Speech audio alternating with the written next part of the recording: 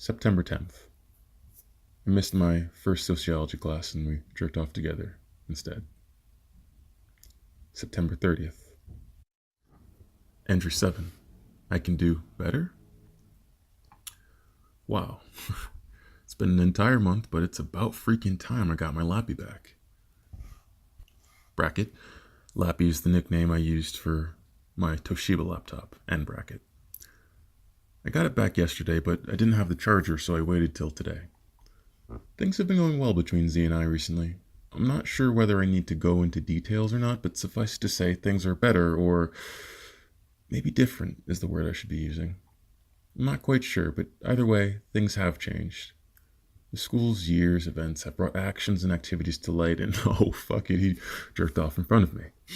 At first, it was just once, then twice, because his cousin asked him to. Bracket, I guess, out of curiosity. End bracket.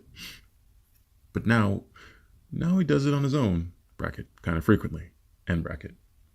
Pretty much as soon as we're alone, let's watch porn or put on porn. I don't know if this is of any significance, but this is probably the experiment phase that I've heard that guys go through with other guys. I think I mentioned it before, but the question is why? Well, actually, that's not the question. If he chooses to be sexually experimental and to be that way with me, then I'm happy. But September 30's entry isn't only about him today.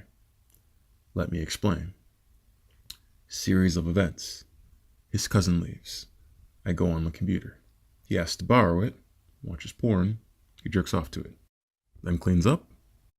We linger for a bit, and then he insists I take him home because curfew. His mom's not home yet, so Z, his sisters, and I all chill outside. She comes, lets us in the house. He does homework. Ada talks about Lewis, bracket, her boyfriend in love at the time, end bracket. We all watched the end of High School Musical 2. It was decent. The main idea, I could do better. And why am I with a kid, or why am I trying to be? Why do I want to be? I could meet someone who's much more expressive of their affection for me, someone who isn't dating a girl, someone who might actually give me all the romantic things I wanted in the world. Yes, sadly I'm a romantic and it's deeply annoying. I could be swept off my feet, or do the sweeping, and make the world a sparkling place for someone else I choose to fall in love with.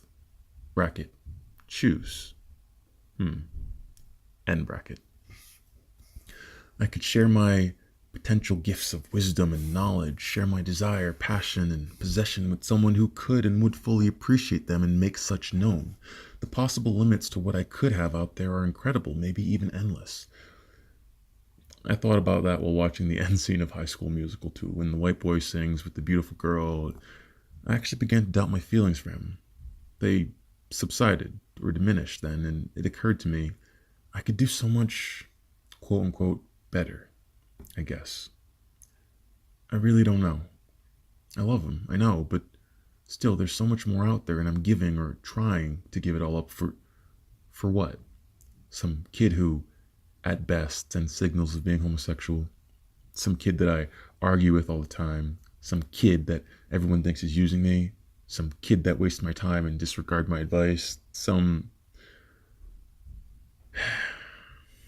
Yeah. I don't know.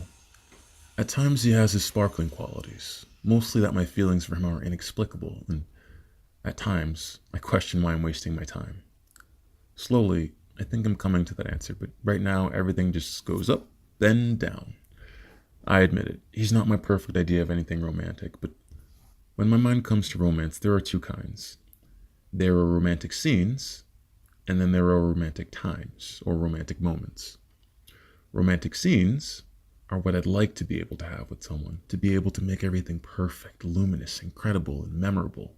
Bracket, like something out of a movie, end bracket. Romantic times, or romantic moments, are what I got. And those are subjective, meaning they are romantic only because I feel that they are. It means they are romantic only because I was with him. So I felt like that, but in actuality, there was probably little magic. I'm hopeless sometimes, I know. I'm sure this would just get a whole lot easier if he chose to be... Never mind. It probably wouldn't get any easier anyway, because then I would have a full-scale relationship, and I don't know if I can handle that. Insert chuckle. Whatever. I'm just gonna let it go for now.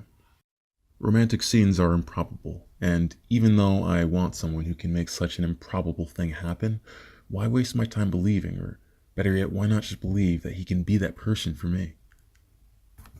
It's funny how I show such strength when I'm with him, but in my head or when I'm away from him, I'm like some starry-eyed, naive little schoolgirl who knows nothing of the real world. Which of us is stronger, I wonder? P.S. Oh yeah, even though I was invited inside the casa, I left early. The reason why is because he said, and I quote, you can leave, in response to me saying that I didn't want to watch what was on the television. I left. One day you'll think he'll learn to stop saying that to me. Ah well. Bracket. I meant he'd learn how to phrase things with more compassion. End bracket. End entry.